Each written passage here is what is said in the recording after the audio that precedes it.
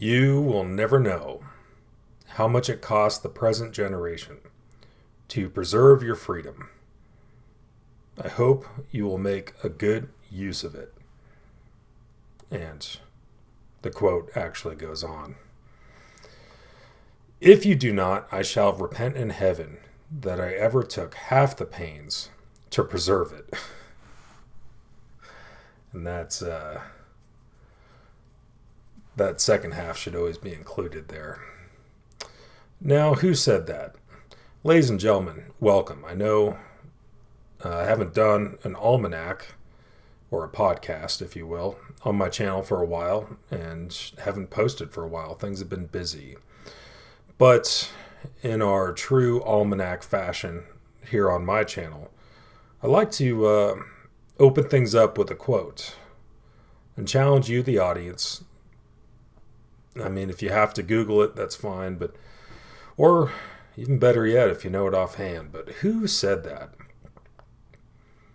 Well, that was our second president. That was John Adams. And that was back in 1777. And that was in a letter to his wife, Abigail, back in 1764, I believe.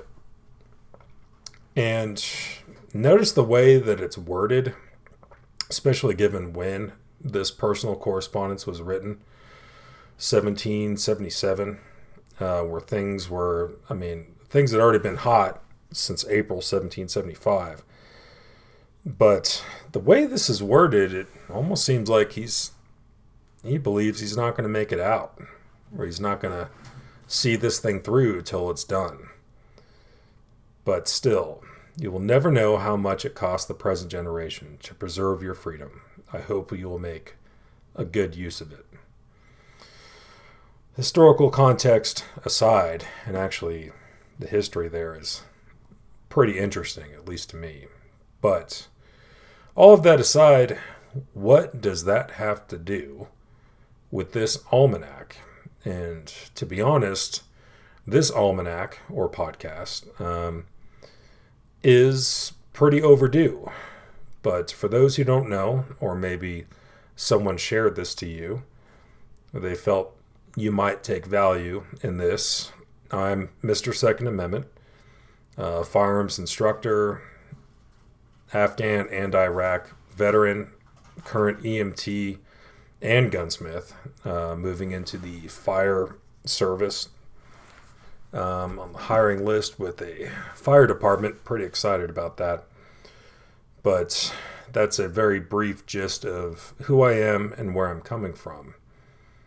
But I have been shooting guns, carrying guns for many years now. Competitive shooter in and outside the military. Rifle, pistol, shotgun, machine gun, you name it. I've been exposed to it or messed with it. And been doing the gun ownership thing for many years now. And I am not... Full disclosure, and from right out the gate, I am not the be-all, end-all source. There are people who have more deployments than me. There are people who, civilians, no military law enforcement or any other, credentialed background in firearms that shoot far better than me. There are so many people who have so much more standing than me. I will definitely tell you that right out the gate. But this almanac is all about, if we are going to make the choice to exercise the second provision in our Bill of Rights, the Second Amendment, that is, of course, that how, in the year currently recording this, July 2022, how as modern day Americans, and maybe because I look at the data, I do have audience members or people watching my videos from Europe and all kinds of other parts of the world. So even if you're not an American and you don't live in our country, but you have some form of gun rights or privileges or gun ownership, regardless, this is intended for, how are we going to responsibly, safely, and effectively own, carry, shoot, and use firearms. And that is the whole theme of this almanac. And through the years of trial and error and learning and growth, we should always continue learning, and that's going to be a point that will come up later. But through seeing and watching mistakes, making my own mistakes, learning more and more and doing this for years, I've established a relatively short list, and all of these I could expound upon, probably deserve their own conversation. But if our aim is to be responsible, safe, and effective gun owners, whether we're brand new into this and just bought our first gun recently, or we've been owning and shooting and carrying guns for many years, for all of us, what are some basic kind of ground rules that we should go by to be, again, safe, responsible, effective gun owners? Well, here's my list. So my list only has 6 major points, and there's going to be some detail with each point I'm going to add in. And certainly I could expound upon each of these major points by themselves. But getting back to the theme, that I hope you'll make a good use of it. Well, this, in my mind, is how we can make a good use of our freedoms, at least in the United States, that gun ownership is not a privilege. It is a individual right, as affirmed by our Article 3 of our Constitution, our judicial branch, Supreme Court, which we've had a recent decision on, which should be its own almanac. But plowing ahead, getting right to it. How do we make good use of it? Well, it starts with, at least for me, point number 1, which is get trained. And you could have the best, most high quality guns, magazines, ammunition, optics, IR, vis laser package, night vision. You could have the best, most durable, professional equipment, most high-end stuff. But if you don't know how to use it, you don't know how to be safe with it, and you don't know how to use it effectively, then it might as well just be a paperweight. So, bottom line, number 1, let's get trained. And that includes, for starters, not just knowing the 4 basic rules of firearm safety, not just knowing them or being able to rattle them off, but living by them and, honest to God, doing it all the time, every day, and living the 4 rules. Not just knowing them, but living it and practicing them without fail. And those rules are: always keep your gun pointed in a safe direction. Never point it at something that you are not willing to destroy. So, that's, and honestly, especially when I'm instructing with super brand new people, I'll be honest, I don't even bother to really go into too much of the rest of the rules. But the one big thing that I tell them is, hey, there's one rule that if you're messing up all the other rules, there's one rule that generally will keep you safe, and that is keep it pointed in a safe direction at all times. Don't point the gun at anyone or anything that you do not intend to destroy. Rule number 2, treat all guns as if they're loaded, and all guns are loaded. In my mind, all guns are loaded all the time, especially customers coming in, trying to get their guns looked at. It's coming out of the case, might have a round in the chamber, sometimes has a loaded magazine in there. You don't know, and you just every gun is loaded You just got to treat it that way.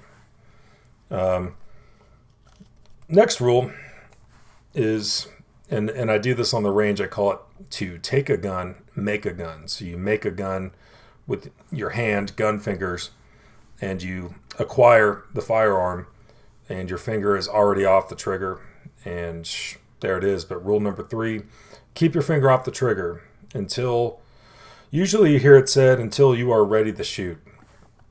And that's good. That's true. I like to add on to that rule that keep your finger off the trigger until you intend to shoot, you've identified your target, and you've made the decision to shoot. Unless you've identified your target, you intend to shoot, and you're ready to go, and this needs to happen, then the finger stays off the trigger.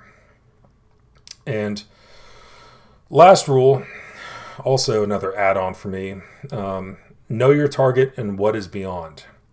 And I like to add on, also know what's to the left and right of it, know what's in front of it, and know what's beyond, because if I'm shooting something and the target appears to be fine, there could be, something I don't want to shoot at somewhere in the distance. And of course, depending on caliber, firearm, barrel length, all that, our rounds can go quite some ways and still be lethal at pretty far distances. So it's not just knowing the target, but yeah, you need to know what's in the background, what's beyond. And especially if you're doing anything dynamic, anything at all, just know what's to the left and right of it, if there's anything in front or short of the target. But those are the basic 4 safety rules. And I would say that getting training is the big point here, and starting with the 4 rules of firearm safety. It's not enough, like I said, to be able to just rattle them off verbatim or by memory. It's not just knowing them, it's living them. Because if you live these rules and you 100% build into your handling and use with firearms, and you don't just know them, you live by them, the chances that there's going to be some kind of accident or some kind of horrible situation, the chances that anything like that is going to happen almost go down to 0. It's never 0, but we can get as close to 0 as possible by not just knowing the rules of basic firearm safety, but living them. The next minor point here under get trained is know how to use your gun safely and effectively. Do you have a safe action striker fire pistol? Do you have like a 1911 exposed hammer, single action only, manual safety, grip safety firearm? Do you have, some kind of semi-automatic rifle? Do you have cap and ball, black powder revolver? Whatever you have, it's a mechanical device, and it works in a certain way. It needs certain types of ammo.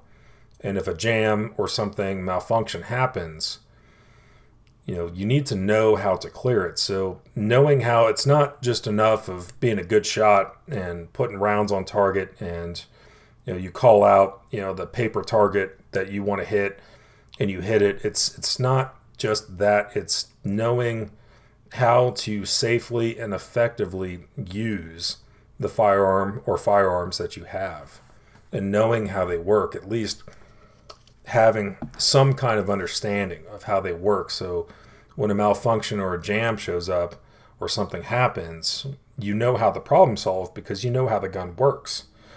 You know how to load it. This is the standard Clint Smith criteria. You know how to load it, unload it, shoot it, paper plate at 25 yards. As he says, that's just one big Happy Meal right there. And it's true. It's good advice. And knowing how to deal with a stovepipe or a failure to extract or a failure to eject or a failure to feed or some kind of problem that can happen to a mechanical device, knowing how to use your gun. And again, we're not talking a marksmanship competition or having the tightest groups. That's great. But I want you to know in conjunction with the safety rules, the 4 basic firearm safety rules, I want you to know how to use the gun and how to deal with things that can happen with the gun. Next is, I would encourage people to, especially if you're a first-time gun owner, I would encourage you to, reach out to your friend or family member who owns guns, carries guns, shoots guns, knows a thing or two about them. I would encourage you to go to your local gun club or gun range and see what kind of training or courses that they have. It could be, hey, I just bought this Glock 19. It's the only gun I own, and I finally decided to get a gun. But I noticed my local gun range, they have a, basic handgun class. Okay, let's take that. But when we're doing this, whether you are paying someone on the range for their time for some kind of professional training, or whether it's the friend or family member who knows how to shoot guns, and we'll touch on that from the other side a little bit later, just in some kind of way, just vet the trainer, vet, the individual instructor, the friend or family member, the company that's offering the course or training. Just, do some basic homework, look at Google reviews and, see how many stars they have, see what, former students who've taken their courses, what they say, who they are, and just kind of see, because, to be honest, it's not the most difficult thing in the world to become an NRA certified range safety officer, rifle and pistol instructor, shotgun instructor, all the other things that they have.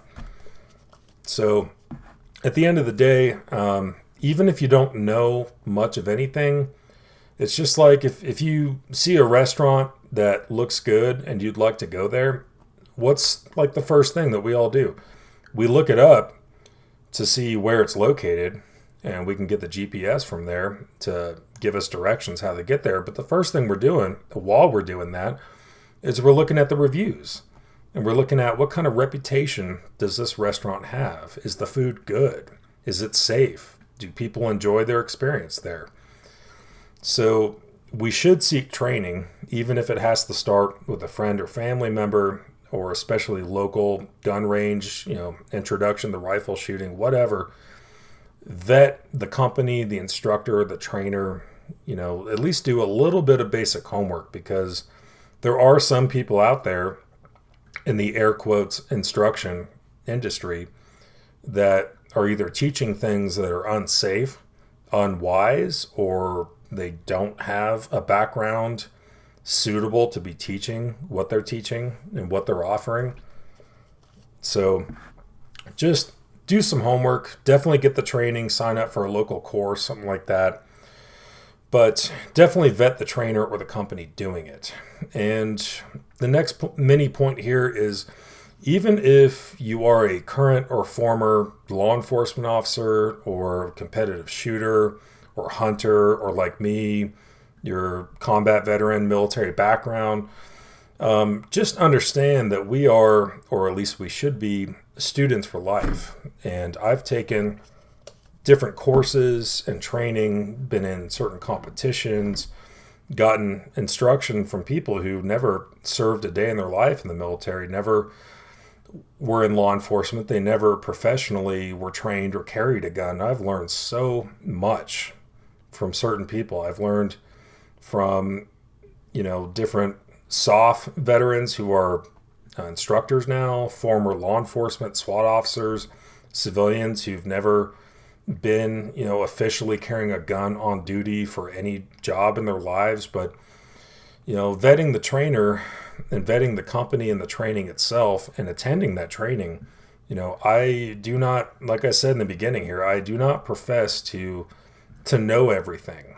And recently I was doing a carbine course where I was taught by one of the head instructors, a former SWAT officer, LAPD, how to clear round over bolt. Now, knowing how the AR-15 works and seeing it before, I know what I usually do to clear probably what could be considered the mother of all jams on an AR-15. But he showed me a different way that he learned from Kyle Lamb. And it's like, you know what? Even I don't know everything. And I always tend to walk away from different courses and things like that. Learning or finding out something new. It's like, yeah, I knew that was a thing and I have a way of dealing with it. But, there's two other ways I learned today on how to clear the same malfunction or different things to think about in certain circumstances that I was never trained, or no one told me that before. So we can always learn more. And the last thing about get trained that I have to mention, because we have the internet and YouTube, and I guess it's ironic that you're listening to a dude on YouTube about this kind of thing, and I'm going to tell you, be cautious of what you might find online when it comes to forums or YouTube videos. You might find people who know exactly what they're talking about and they're presenting really good information. You might find people who think they know what they're talking about and they present horrible information. And especially if you're brand new or don't have as much exposure or experience in this world, you might be led astray or might be taught some things that are not safe, not wise. So be cautious of things that you find on forums, YouTube, online, things like that. So with that said, we're going to move on to, and again, point number 1 was get trained with all those sub points in there. Point number 2 is practice often. Practice as much as you can. And here's the problem. So using firearms safely and effectively, marksmanship itself, all of these things are what we call perishable skills. Consider it like a knife that you're using every day and you carry it every day, and over time it starts to get dull. And if you don't sharpen it, it's just going to continue to get dull and just worthless at some point. So you got to keep sharpening these skills. It's a perishable skill. It's not like, just riding a bike, it's riding a bike again. It's like, no, this is a perishable set of skills. When it comes to, honoring and living up to the rules of firearm safety, being effective with your firearm and firearms that you choose to use, whether it's defense, hunting, whatever, these are perishable skills. And if you don't practice them often, they start to go away. Some things might come back to you, but you're certainly not going to be up to the standard that you need to be. So practice often. Now, we know the cost of ammo, everything else. Apparently, we are already entering a recession, which is kind of a side note, but the cost of ammo and everything else, every month we have so many things fighting for, the dollars that we earn. We've got the mortgage or the rent. We got to put food on the table, gas in the car, which is another issue. We have to pay our bills. We have to, take care of all these things. So just practice as often as you can. Ideally, at least once or twice a month with your carry firearm, your defensive firearm, anything that you would reasonably have pre-staged to rely upon for home defense, self-defense, preserving life, your family, everything. That's something we want to practice as often as we can. So there are some things that we can be doing that don't require a ton of money to help augment how much we are actually practicing. So one thing we can do, the best practice you can possibly have is signing up for a really nice pistol or carbine course, whatever, or just going to the gun range on the flat range and just shooting at targets and, refining those skills, sharpening that knife. But there are things we can do to augment our training or our capabilities and not leave it for so long that don't require driving to the gun range, expending ammunition, signing up for an expensive course.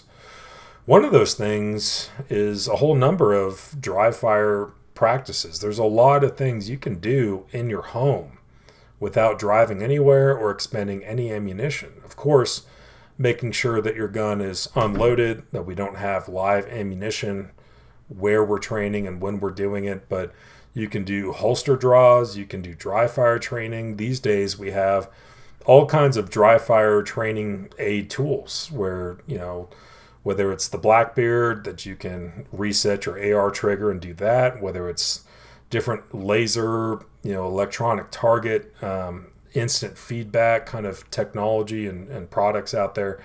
Or if you just have a gun and a holster, making sure everything's unloaded, but practicing in your home. Dry fires, put a target on the wall, make sure everything's unloaded. Again, know your target and what's beyond, just in case, but, practicing. There's so much we can do at home. Another thing that we can do to augment our training and keep that knife sharp is invest in 22 caliber, specifically 22 long rifle. Rifles are pistols that either emulate or convert, or they're the same kind of thing as what we carry or would rely upon for defense or duty. So if you buy a Glock 19 and you carry that every day and, that's the only gun you have, so it's your carry gun, it's your home defense gun, it's your practice, recreation, it's your everything gun at this point, you could invest in a Glock 44, the 22 caliber version, where grip angle, ergonomics, trigger pull, sights, basically everything is the same but recoil, and all the fundamentals of marksmanship are the same. If we have, our duty or go-to AR-15, well, we can get a conversion kit that shoots 22 for that, so we can go to the range with that. And the whole idea here is we are reducing the training cost. So, shooting 500 rounds of 22 long rifle is a lot cheaper than shooting 500 rounds of 9mm or 5.56 ammunition. Even if, Grandpa Jenkins passed away and you inherited his, let's just say, Ruger Mark II 22 target pistol. Hey, it may not be, grip angle, ergonomics, controls, trigger pull, it may not be the same as what you carry, but you can still put a lot of good reps on that gun. And maybe we're doing, 500 rounds of 22 out of that thing and 100 rounds of 9mm out of our carry pistol, but we're still getting some good training in at the range. So between all the dry fire stuff and holster draws and things you can do at home versus buying, the 22 conversion kit or replica or just a 22 rifle and pistol in general, where we can still practice the fundamentals of marksmanship and holster draws and shooting. All the fundamentals are the same. It's just we're doing it for much less cost. Anything we can do to augment our training and keep it cost friendly, let's do it. So the next big thing is invest in, while you're practicing often, make sure one of your biggest first purchases should be investing in good quality ear and eye protection. The noise canceling headphones, the Howard Lights, the Peltors, putting little foam ear pro in and then doubling up with the muffs on top of that. iPro ballistic rated eye protection, making sure we only have our vision and our hearing. And by and large, there's not a tremendous way to improve that if damage or something occurs to those senses and those organs. So ear and eye protection, quality ear and eye protection is a strenuous thing that I would recommend. Making sure that you can still hear and you can still see despite all the training that you're hopefully going to be doing.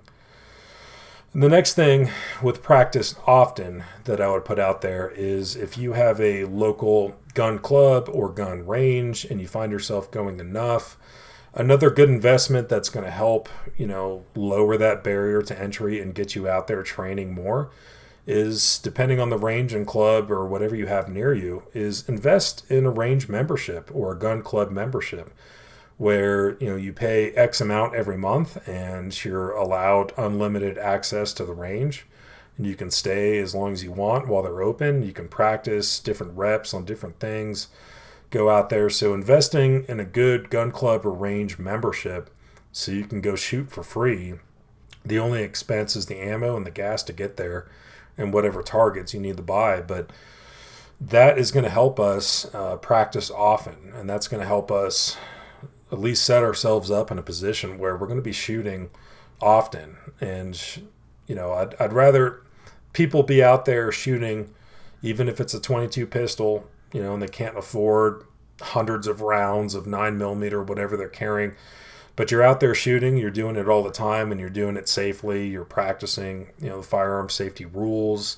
You're learning how to be effective, how to shoot better, cycling in your center fire pistol. Even if that's what it is, then that's better than nothing.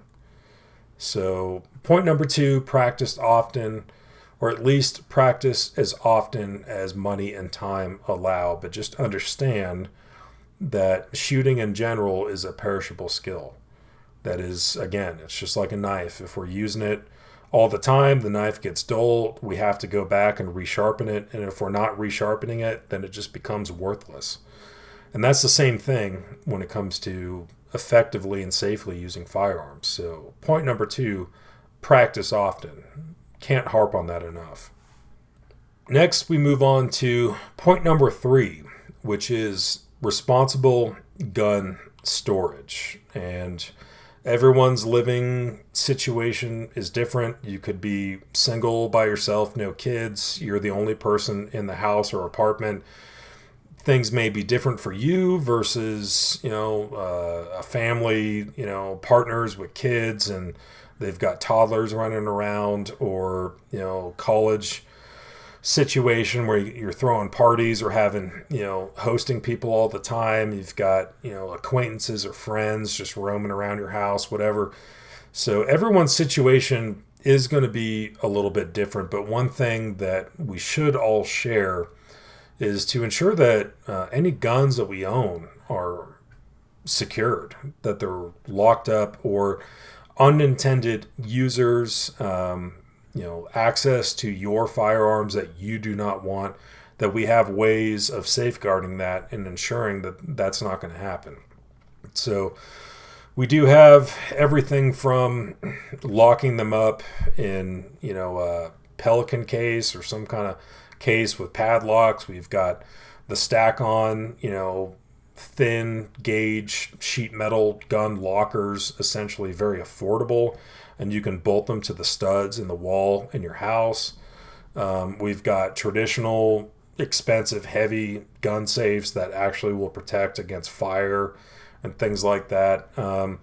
Whatever we're doing, if the gun is not physically on our hip or appendix carry, it's not on our person, or it's not immediately within arm's reach, it needs to be secured somewhere. And, of course, kids or, visitors for a party coming over to our house, whatever, but also criminals. If you're not home, you're at work, and someone breaks in and, that your guns are just hanging out, they can just take them, steal them, use them, sell them. Responsible gun storage, we should be 100% confident that if we are not physically in the presence of that gun within arm's reach, it's not on our person, we should be 100% confident that that gun can be used by nobody. Nobody can access it. Nobody unintended or unauthorized can access it.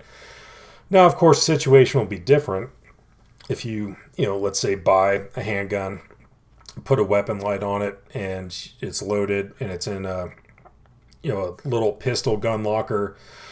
And with technology and the things we have these days, you can do the thumbprint, you can do the key combination thing where the gun is ready for use, but it is secured, locked up, bolted to the wall. And maybe you're at work, but your wife is at home and she needs it, that she can access it. There's all kinds of different ways this changes, but the bottom line is, if it's not physically on our person or within our arm's reach custody, then that gun should be secured. It should be locked up one way or another. And there's many cost-effective and still effective, safe ways to do it. But moving on, there seems to be, legally, at least in the United States, every handgun sold buy an FFL must come with some kind of cable lock, trigger lock, something. Now, do we put a cable or trigger lock on or through the gun, or do we just secure the entire gun in a lockbox, safe, locker, whatever it is?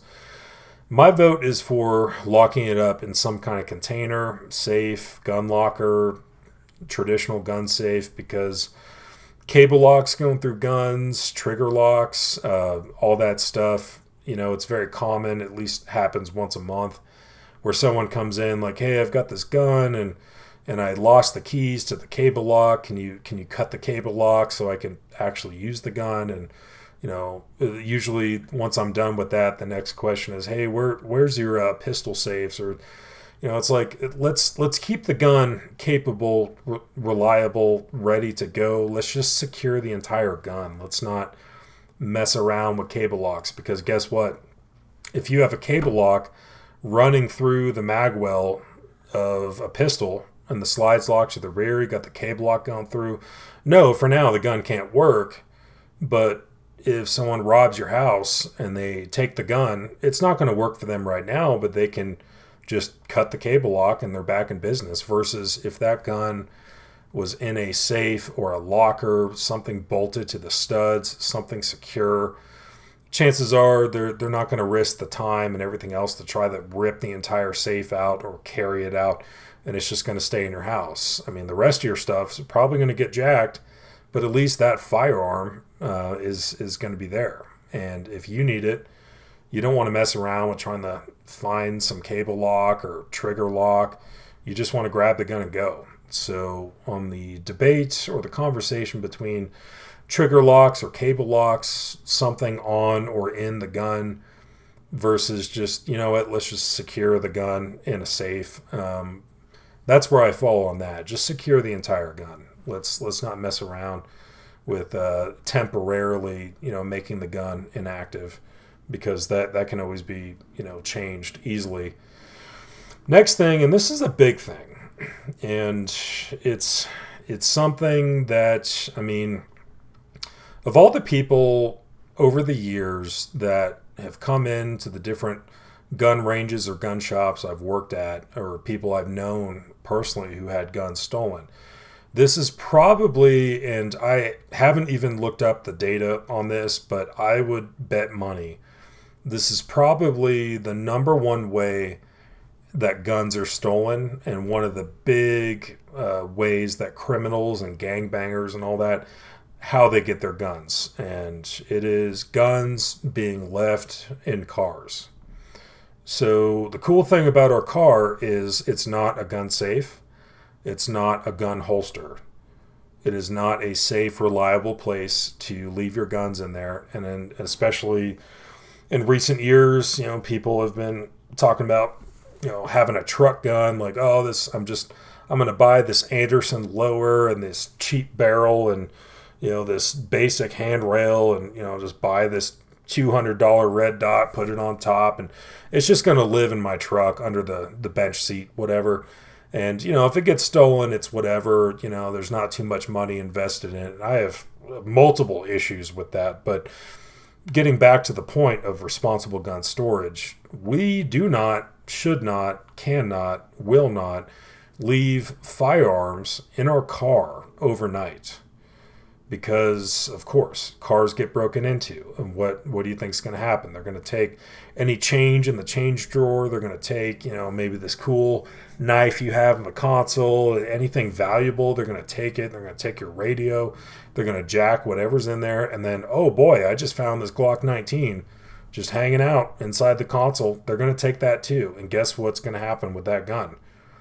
Well, I've seen any number of things happen with that gun. I've seen customers tell me like, yeah, I had a gun stolen out of my car like 2 years ago, and then I got a call from Salt Lake PD that my gun has been recovered, but they can't give it back to me. And I asked why, and it's because, this gun was used to shoot a cop, and now it's evidence. So no, you're not getting your gun back.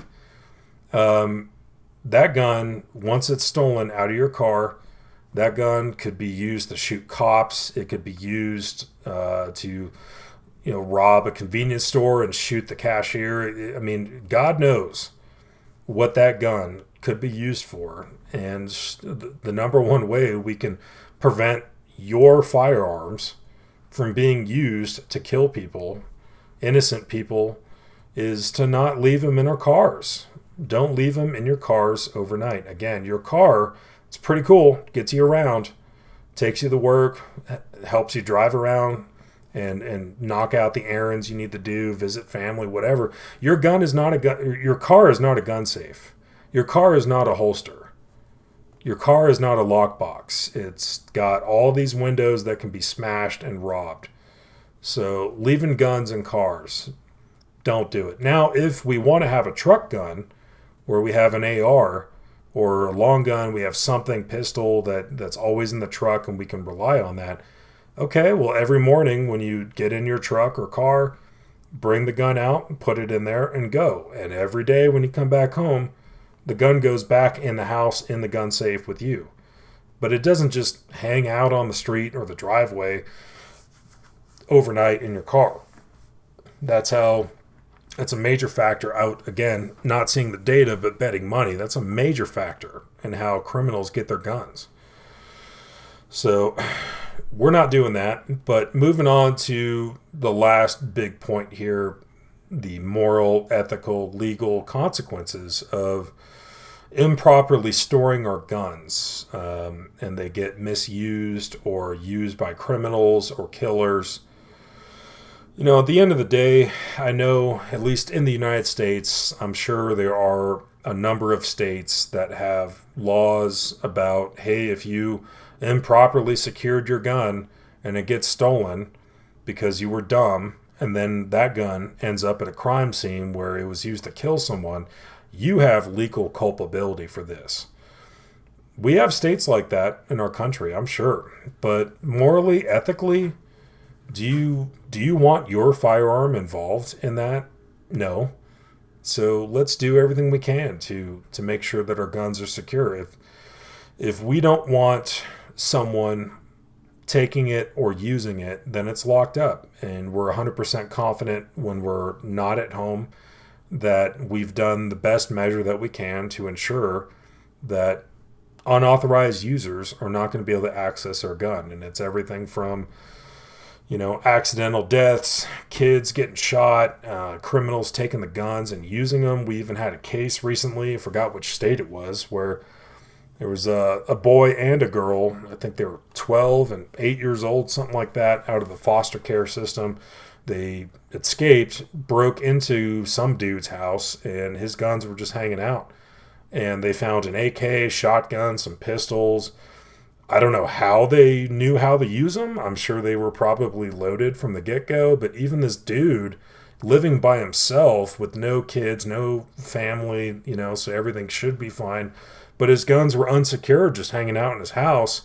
The kids broke in, took the guns, and got involved in this multi-hour firefight, just this roving, ongoing firefight with cops, where unfortunately they had to shoot the girl, and the boy gave up at that point.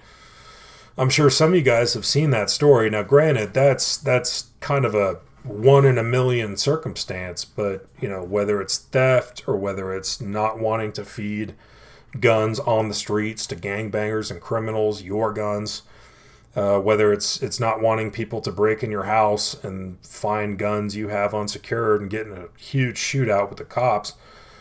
If we made the choice to own these, then we need to secure them. And if it's not on your hip and it's not within arm's reach and it's not immediately within your control and custody, then we have that thing locked up. And we are going to prevent so many terrible possible things from happening just by making sure that our guns are not being grabbed, carried, stolen, used by people that we don't want. So point number 3, responsible gun storage is a big deal. And everyone's different. Every circumstance is different. With the guns and cars thing, I've seen some dudes that have had these mini gun safes or pistol lockers installed, bolted to the frame, and they're installed with a false console over it, something like that. that could be the exception. That there's a mini gun safe in your truck that's bolted to the car that they can't physically crack that or take it out. That could be an exception. But even then, I would just avoid the risk entirely. And I guess I've kind of beaten this one to death, but responsibly storing your guns is a big deal. Now, let's move on. So the next point actually rings true for not only brand new gun owners or those of you who have found yourself buying a gun for the first time within the last 2 years with everything that was going on, but it also applies to those of us who have been owning and shooting and carrying firearms for many years. But point number 4 here is you are an ambassador or representative for the Second Amendment community, the gun community. And honestly, like it or not, if people know that you own a gun or own guns, whether you're a hunter, competition, target shooter, you like to do training, carbine courses, tactical, cool guy stuff, whatever. If someone knows that you own a gun or own guns or go shooting, like it or not, you are now automatically an ambassador and a representative for the Second Amendment community and the gun community. And this is one thing that I think is probably not talked about enough. Some argue that, hey, if you make the decision to own a gun, like that's automatically a political decision. That, I guess the jury's still out on that, but what I will say is, like it or not, if someone knows that you own a gun or go shooting, you have guns, people know that, friends, family, neighbors, they see you loading up this rifle case in your car because you're going to the gun range to go practice, whatever, you are automatically, like it or not, you're part of the Second Amendment community, and you are inherently an ambassador to the whole community at large, at least in the eyes of those who see you or know that you have guns. And I think a huge thing that we should all be doing, and again, whether you're target shooter, hunter, competition guy, tactical, cool guy, defense, original Second Amendment intent, which is a whole other almanac, but no matter who you are, we should all be responsible, reasonable, mature, and we should set a great impression. And you might have people that, find out you bought your first gun and now you're going shooting, and maybe you post up a picture or two on Facebook, whatever, and, crazy, aunt whoever is going to comment or this, or someone's going to come at you. And, the best thing you can do is just be as reasonable, as mature, as responsible as possible, and represent the community at large and yourself really well. There's going to be people that, friends, family, coworkers, acquaintances, people, random strangers on social media. There's going to be people that if they know that you own or shoot or have guns, they're not going to like it. There's nothing you can do to change it. And, in my mind, in that kind of circumstance, it's not worth it to get in this crazy, huge debate and all this stuff. It's the best thing you can do is just broadcast the image that you are what you are, which is mature, responsible. Hey, there's reasons why I do this. There's things that are important to me as to why I chose to live this kind of life, and just understand that, like it or not, you're part of the Second Amendment or gun owning community.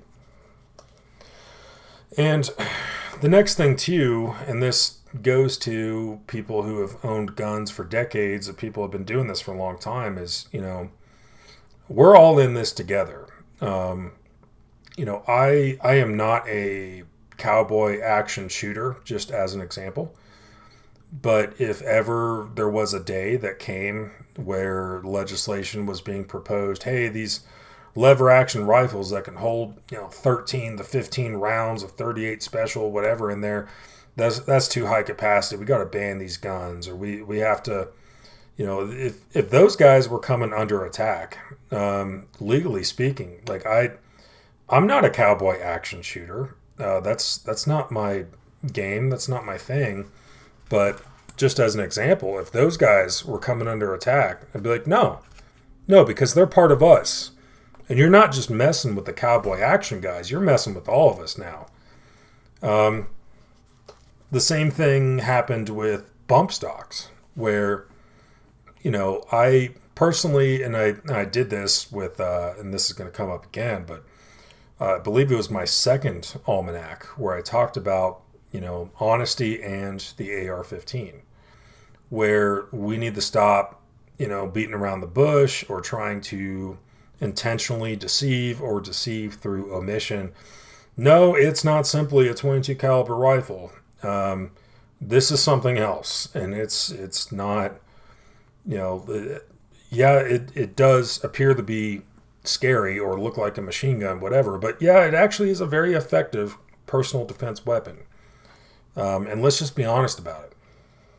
But in that, I can't remember if I talked about it, but at least going back to bump stocks, when that was happening, and bump stocks were the big thing, I looked at it, and I got to shoot with some of them while they were still legal, and got to test drive them, look at them, see how they worked. And my conclusion was, you know what, this is, when the shit hits the fan and you're on 30 hours without sleep and you're dehydrated and taking fire and you need to rely on this thing.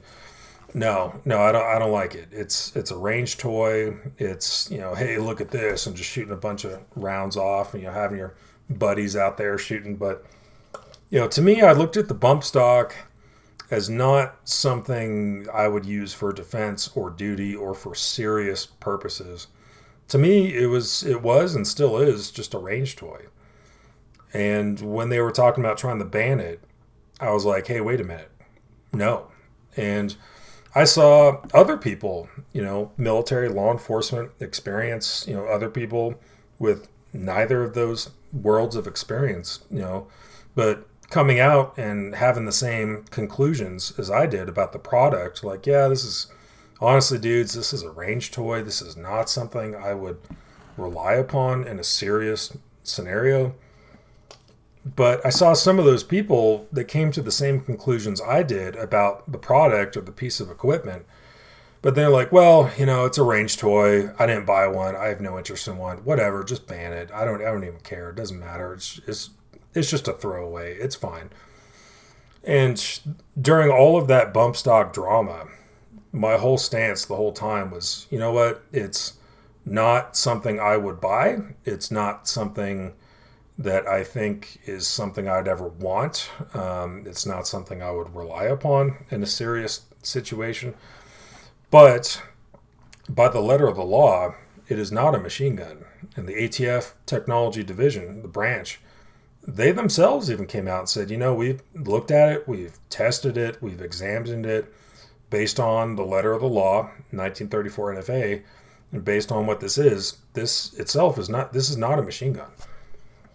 And when they turned around later with the Trump administration trying to ban it, and they successfully banned it, I was speaking out like, no, this is not something I would buy. This is not something I see value in, but legally, this is not a machine gun. And those of my Second Amendment gun community brothers and sisters who do buy this, this is an overreach. That you're going to have people who bought it legally and then tomorrow they're going to be a felon. Well, if I don't stand up for them, then what happens when, that kind of thing comes to me? So all of that to say that, you are part of the Second Amendment gun owning community, even if you just buy, a handgun or a shotgun for home defense, whatever, like it or not. Once people know that, you're part of us, and we got to stick together. I think the gun community, the Second Amendment community, we do such a good job of eating ourselves or attacking each other. Or it's like, well, I don't buy that kind of rifle. I don't use 30-round magazines for cowboy action, my kind of shooting. So, whatever. I don't care. No, you should. Because if they're coming after any one of us one day, well, what's to say they're not going to come after you someday for what right now is legal and harmless. So we're in this together, and we got to stick together. Another thing, as a point of you're an ambassador or representative for the Second Amendment community, and those of you who've been doing this a while, I mean, tell me if this sounds familiar, past 2 years especially, but you have a friend or a family member or someone who and they trust you, and they're like, you know what, man, everything's going crazy. I've been thinking about it, just never did it, but I think I'm going to buy a gun. Can you help me? It is our duty and responsibility as law-abiding, safe, good representatives and ambassadors of the Second Amendment that we help that person, that we go to the gun shop with them. We help them pick out a purchase that's going to work for their needs and what they're all about, that we take them shooting, that we teach them the safety rules. I mean, point one, get trained. Okay, so you've had some formal training. The rules of firearm safety. You know how these guns work. You know how to be safe and effective with them. You're storing them properly. You're practicing often. And now it comes time for you to step up to the plate where someone who trusts you, and they're probably, they might be, a little bit vulnerable, or, it might be an ego thing that, they're coming out. They're coming out to ask you finally of all these years, and this could have been someone that it's like, I don't understand why you own guns, or I don't understand why you own those types of guns, or it doesn't make sense. Why do you need that? Fast forward years later, they're asking you, for help. So, be that good ambassador and representative to bring people into the fold, and teach them safely, teach them properly, make sure they understand how their gun works, make sure they understand the rules of firearm safety, make sure they know what they're doing, they have a gun that's going to work for them. And, that's at times, and again, let me know if that sounds familiar to some of you, but at times that's going to fall on your doorstep, and, the correct response is to help them, and help them understand that, I'm going to help you, but you have to understand, like it or not, you are now also part of this. And we're on the same team now. We may have disagreements politically, whatever, but if you want my help, I'm going to help you to the fullest extent of everything I know to teach you to be safe and effective, to know how your gun works, to make all this happen. But you have to understand, you're part of this now, and we're together in this. And that's kind of rules the road for being an ambassador and representative, of and for the Second Amendment gun-owning community. Now, the last part of this, being an ambassador or representative for the Second Amendment community, the last part is something that I really touched on, again, referencing my second Almanack, Honesty and the AR-15. And my last point on this major bulletin here, or this subject, is be honest and transparent about what is what. I think we are not, first of all, especially where I went to college and how I live my life,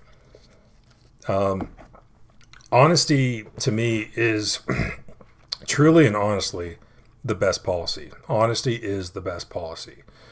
So if you have experience and you have knowledge and you have familiarization with guns, certain types of guns, you've been in this for a while, you actually know what's going on now, and you know what is and what isn't.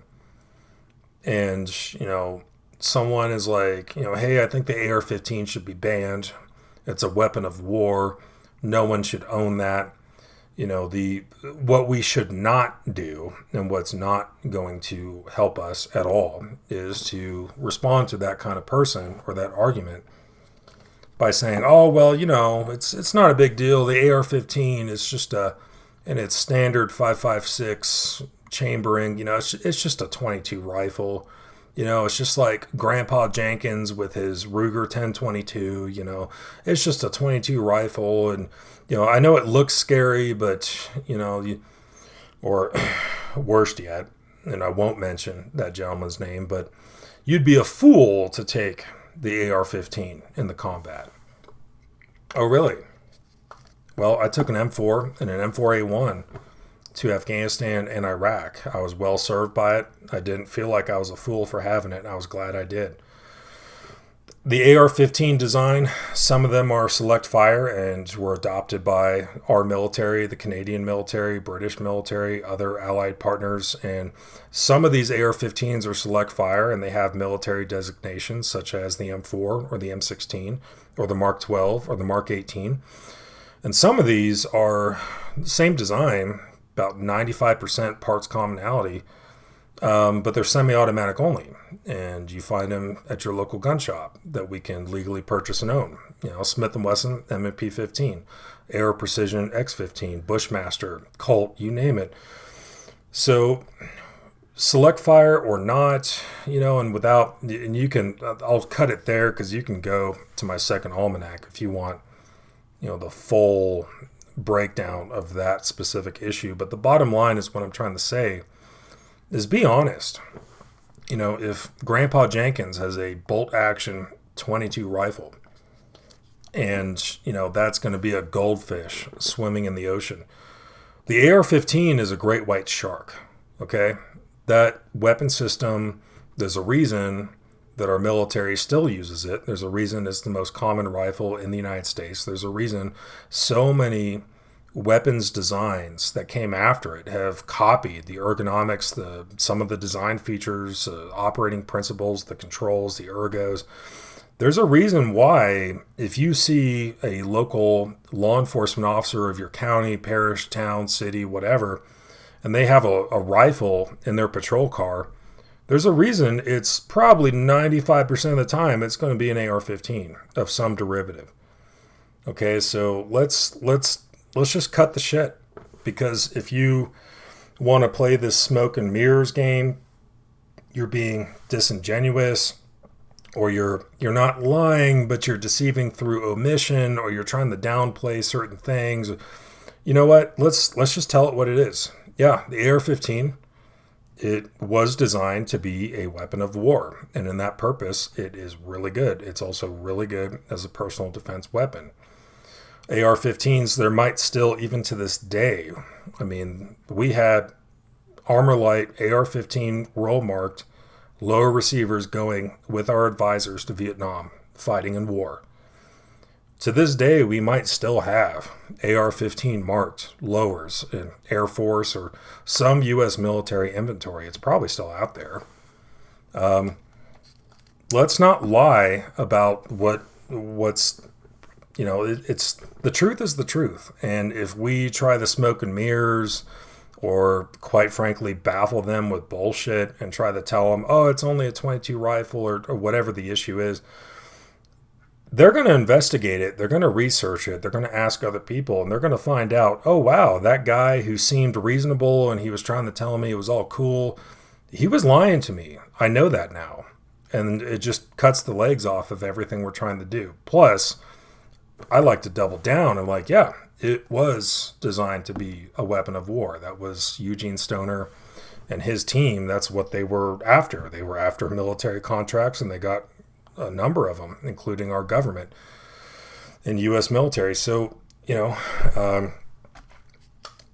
if this was designed to be a weapon of war, and it's very effective in that purpose, and especially as a personal defense weapon, as per originalist real reason we have the Second Amendment, then why should we not have it? So tell me that.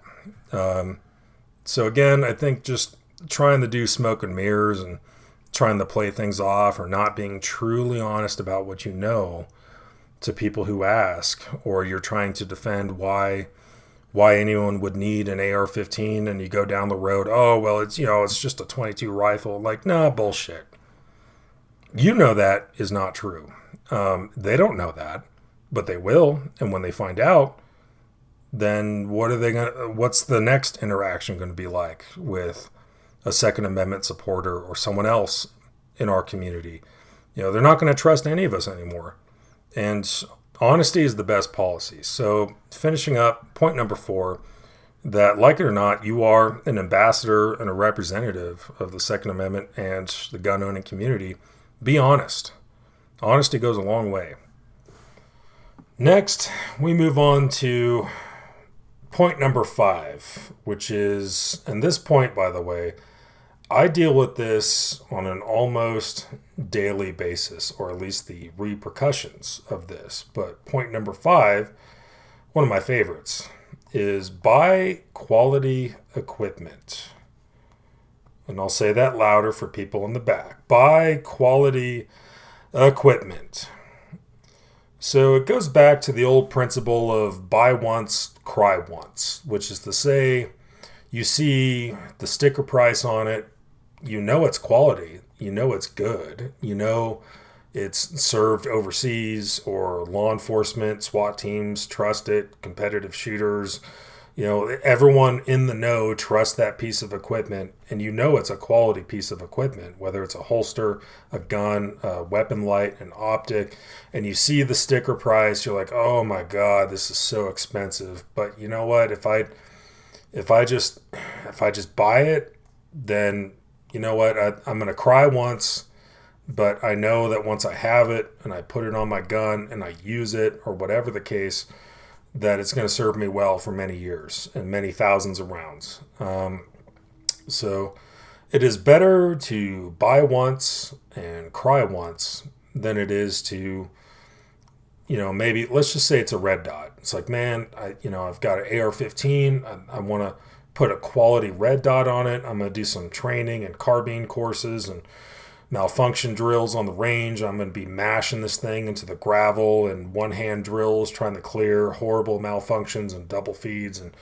And through all of everything that I'm going to do to this thing, for years and years and thousands of rounds of use, like, I want it to retain zero. I don't want it to fail. I want it to last.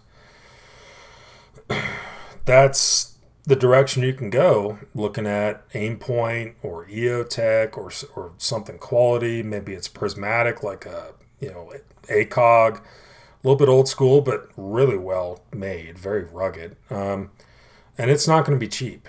Or door number 2 is, well, hey, I went on Amazon or Optics Planet or something, and I saw this reflex, red dot. I'm not going to mention brands, because I see them all the time, and I'm just not. But it's like, yeah, man, why would I buy this $450 Aimpoint Pro patrol rifle optic when I could just, for $70, I can buy this cool guy, red dot, just as good, man. It's good, and you're not crying when you buy it, but proverbially speaking, with the saying, you're crying when it fails you. It's not holding zero. It fucking breaks. It shatters. It doesn't last. It doesn't work. And now you got to spend more money, and you're probably going to buy another $70 to $80 red dot, to replace it. And then that thing's going to fail you. And, you go through this cycle so many times. And it's like, you would have been better served in the beginning just to buy, cry once. Just cry at the point of purchase, and you have an optic that's going to last. I have, as a personal example, I have a Aimpoint patrol rifle optic that I bought and took with me to Afghanistan. I put it on my 240 Bravo. I put it on my M4 for Iraq. I've put it on my AK, like 6 or 7 different AR builds. The same optic that I purchased many years ago, almost a decade ago. The same optic is totally fine. And I do carbine courses with it, literally mash it in the gravel when I need to, all kinds of other stuff. And the same thing that I bought, yeah, I cried once, but I bought it for $450. And guess what? That thing has literally gone to multiple countries, multiple deployments, multiple weapon systems, and it is still alive and well today. Hold zero, does its job, replace the battery once a year, good to go. And you know what? It's like, would I rather have that? Or are we just going to buy some cheapo depot red dot for $70 online and have to replace it like 3 or 4 times before we realize, you know what? I'm done. I'm done with this crap. I need something that it works. And trust me, if it's a two-way range, or things are crazy and there's stress and, dehydration without sleep and people are dying and crazy things are happening, the last thing you need to fail is a piece of vital life-saving equipment. And we're going to touch on that. But the next point. So whether it's a gun, a holster, a belt, a sling, weapon light, optic, whatever the equipment is, definitely I urge people to research your options. Research it, hear from professionals or people who use it, and be cautious of, brand ego where someone put all this money into it and they shoot it 3 times a year. Like, yeah, my $500 AR, I don't know why people are buying these LMTs or these Bravo companies or Sons of Liberties or Daniel Defense. I bought this for $500 and, I've had it for 3 years and never had a jam. It's like, okay, well, how much do you use your rifle? Oh, I take it out once or twice a year. It's like, okay, well, you know what? Maybe you have not reached the failure point of that piece of equipment because you're just not running it hard or enough.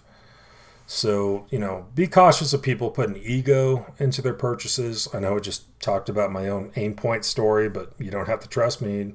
Do your own research with how many contracts they have and how trusted that brand is. But research the options. Look at the different, whether it's a pistol, rifle, again, weapon light, optic, sling, holster, whatever it is, buy quality equipment and do the research, finalize on 2 to 3 different final options, check them out in person. If you have a buddy who owns that holster or that sling or that optic, see if you can actually run it, go shoot it, go test drive it. And after enough research and sorting through the options and realizing you're going to have to cry once, then go ahead and pull the trigger on and buy that piece of equipment. Make sure it's going to be quality stuff. Exceptions to this would be, and I've seen this a number of times over the years, back when I was on the counter doing sales, but we'd have someone come in and be like, man, I've been thinking about buying a gun for years now, just never did it. And, I live in a really bad part of town and my neighbors got broken into last night. And you know what? I need a gun to defend my family, my wife, my kids. It's time. I need to buy a gun. And, the problem is I only have like $250, man. That's all I got, but I need something. It's like, okay. And, if, failure of preparation or however we got here, we are here. That's an exception I'll make. It's like, okay, I'd like to get you set up with a SIG 320 or a Glock or an M&P 2.0, something quality. But, this is kind of the circumstances we're under. This is the budget that you have. Ideally, you'd wait a month or 2, 3 months, save up some more money. You can come at this purchase with more purchasing power, but we just don't have that kind of time. This is not that kind of situation. Okay, here's a Taurus G2C, and you know what? For the time being, this is gonna work, dude. And I'll even go on the range. I'll show you how to use it. We'll make it happen. But and if you're in that kind of situation, hopefully not. But these things, it's life. These things happen. And if that's the kind of situation, the exception that I make for the buy quality equipment factor here is, okay, let's go ahead and do it just so you have something for the time being, but we're not going to just rest and chill with that. We're going to understand that, this is what we had to do for the moment, even if it's a high point, whatever. But, as soon as money allows, as a very serious priority, we need to sell this and get, a Glock or a 320, something better with a track record that's ready to go. That's, you can just focus on living and winning and shooting, and not, is my gun going to jam kind of, or something going to break on this? So if we're in an urgent situation of duress like that, and that kind of exemption, then yeah, let's go ahead and do it. But we have to understand, we got to fix it ASAP. We got to change this as soon as we can. And another kind of the final point on buying quality equipment is, well, there's two. One is, just because you bought something quality doesn't mean it's necessarily going to be the best for you. Example, one of my first big time optics was an EOTech Model 512. It was affordable. I knew it was quality. Affordable for the time, but it is a quality piece of equipment. Military issue thing, and the recall and everything else outstanding, which I never saw or experienced personally, but it is a quality optic. And if I see a SWAT team dude or military dude and they have an EOTech of some kind on their gun, I'm going to be like, cool, that's a combat military law enforcement grade, duty grade optic, sure. But I bought it, and over the months of running it and shooting it, taking classes with it, with my astigmatism in my dominant eye, I just realized, this is not working, man. I looked through a number of different red dots, and I can see it, but with this, it's grainy. It looks like a star cluster. I know it's a quality optic. It's just not working for me, and that's a big point. Even if you do all the research and buy something quality, be willing and prepared to have to modify, finesse it, adapt, change it up. I've got a huge tough box full of holsters and belts and pouches and, rails and gun parts and all kinds of stuff that is quality. It's just, I started actually using it either in testing or downrange. I was like, this is not working. I got to change it up. So even if you do all the research and you buy quality stuff, just be prepared for the fact that after running it for a while, you might realize it's not working for you, or you got to change something. You got to get a different belt. You got to get a different optic, in my case. And the good thing about buying quality equipment is that EOTech, I was able to resell it for almost basically what I paid for it, because it is a quality piece of equipment. It just wasn't working for me. Versus had I gone the cheapo depot with a $70 red dot that was not holding zero, I'd be lucky to get like $10 out of it. So buying quality equipment, even if you test it and you realize you're running it, testing it, using it, like, man, this is not working out. If you buy quality equipment, the resale value is going to be good. So sell it, move on to something else that's quality, that's going to work for you. But with that said, the last point here is purpose drive the gear or equipment. And this is another huge thing that I see all the time with ARs coming in, guns coming in that need work. And we've got, 3 different cheapo depot red dots on this thing. We've got the main, we've got the 45, we've got the backup, we've got these, crazy backup rear sights that don't even hold zero and they're falling apart.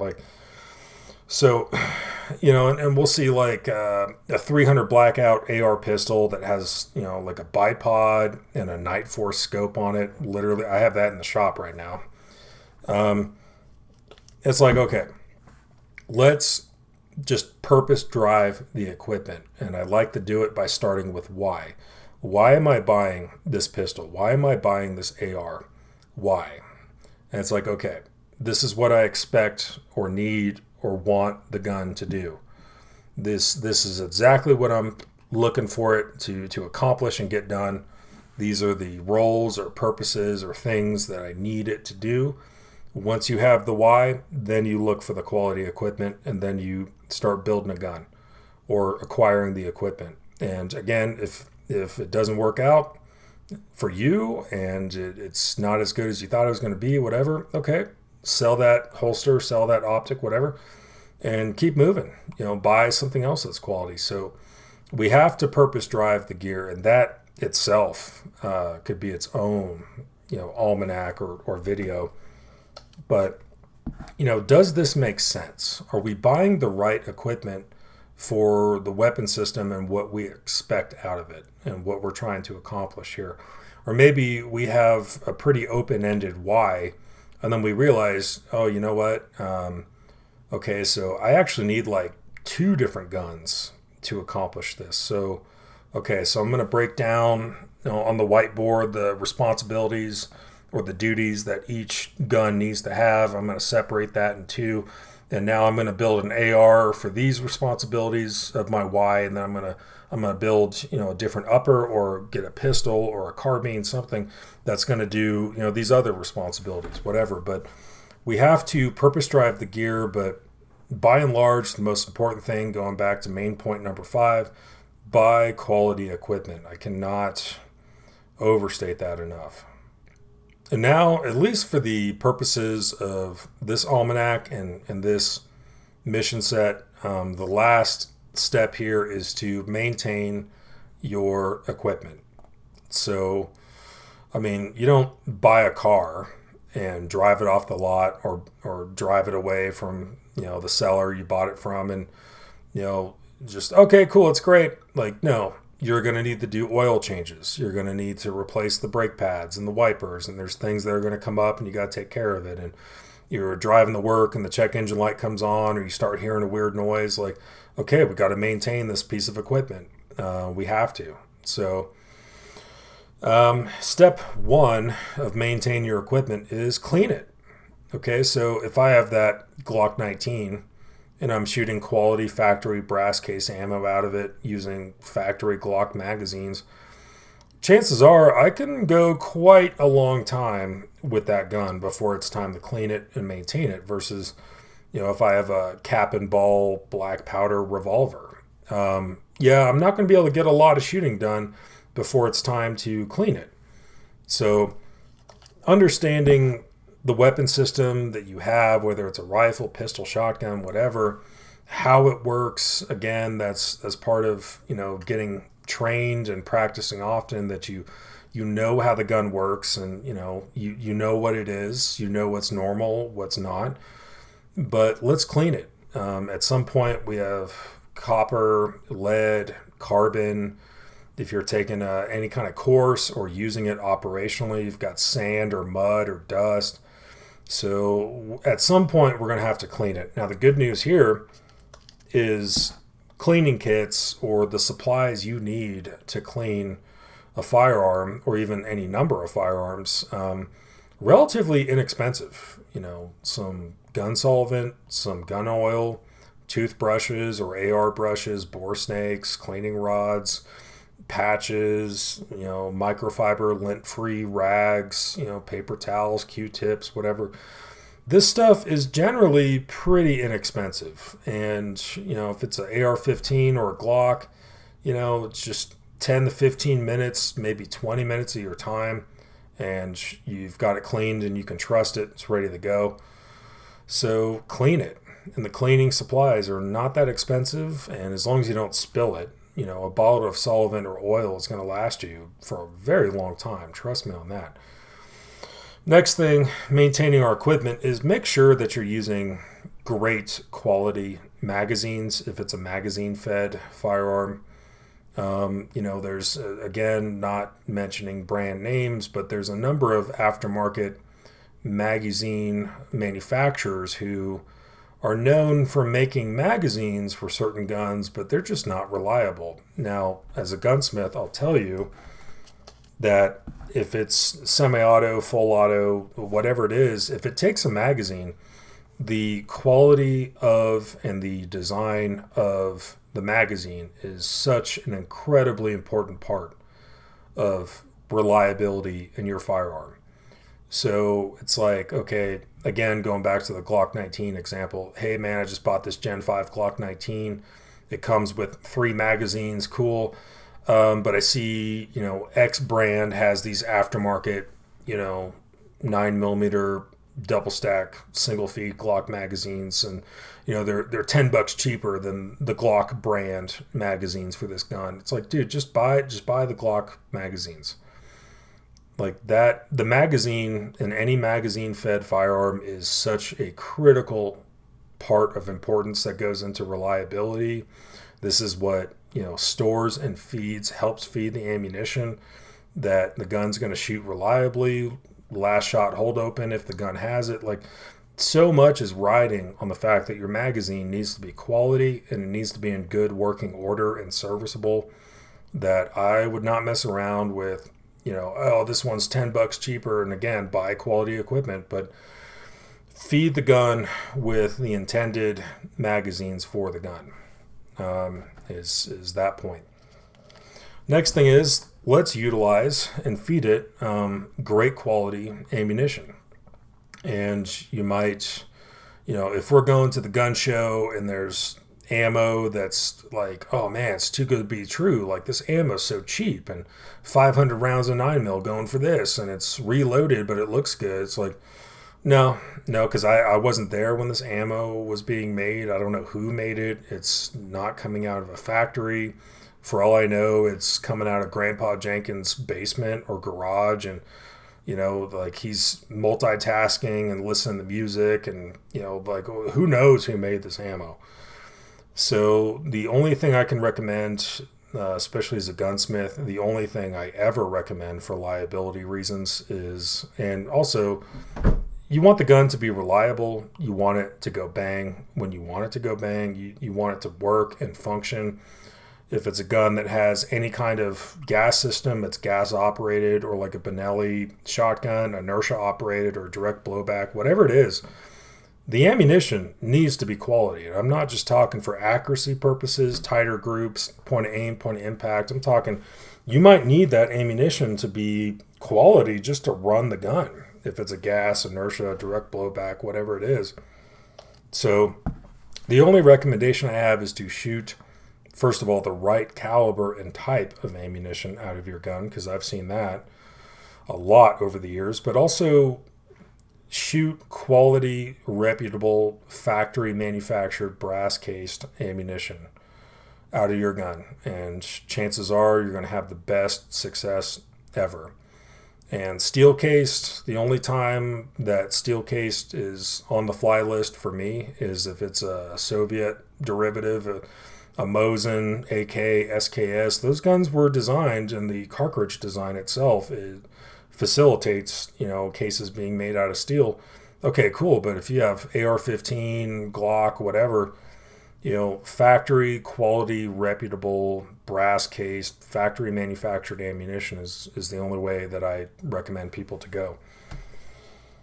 So next thing to maintain our equipment, especially, and this is big, for carry guns, duty guns, a gun that you're carrying on your person all day, every day. But we need to worry about, if it's a carry gun, guaranteed there's going to be sweat on it. You're going to get lint on it and all up in it. If we're not taking care of it, we're going to start to develop some surface rust. We're going to start to lose a little lubrication over time.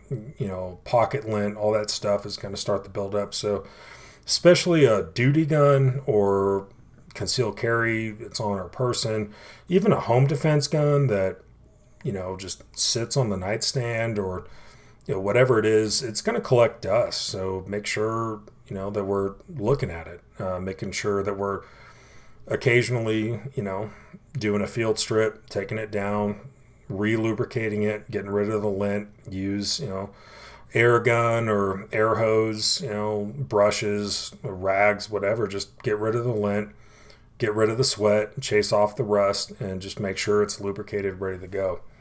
The last thing here is going to be about the cool stuff we have now. So optics, weapon-mounted lights, IR lasers, anything that takes batteries. We're going to make sure, if our carry pistol has a red dot, We're going to make sure that we check that the red dot is working, that it's not dim and the battery needs to be changed.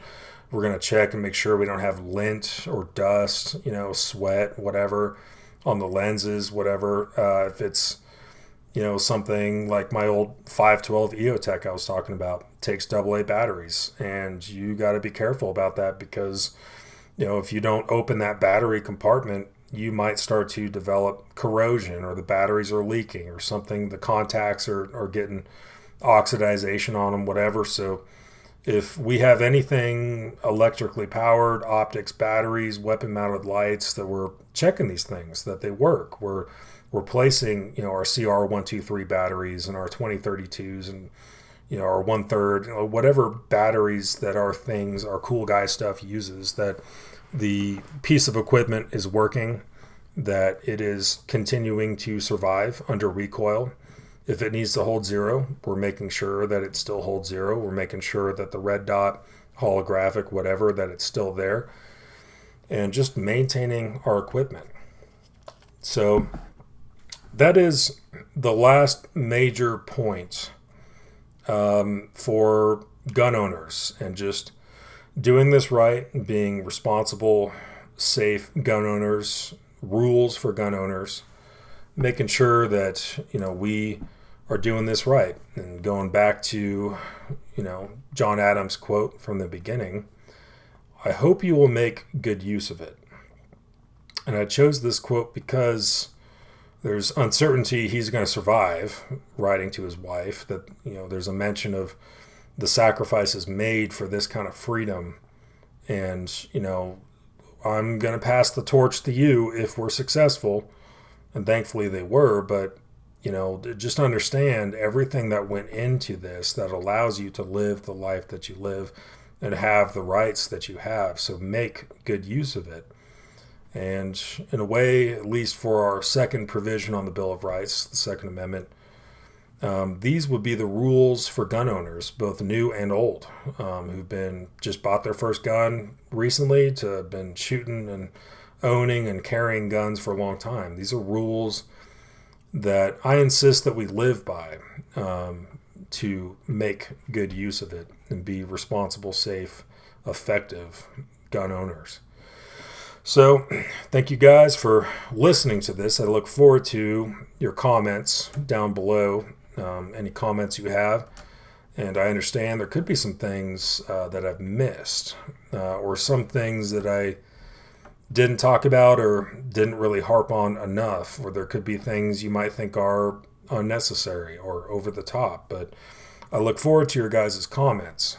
But anyway, you guys stay safe out there. Thanks for listening, and we'll see you at the next one.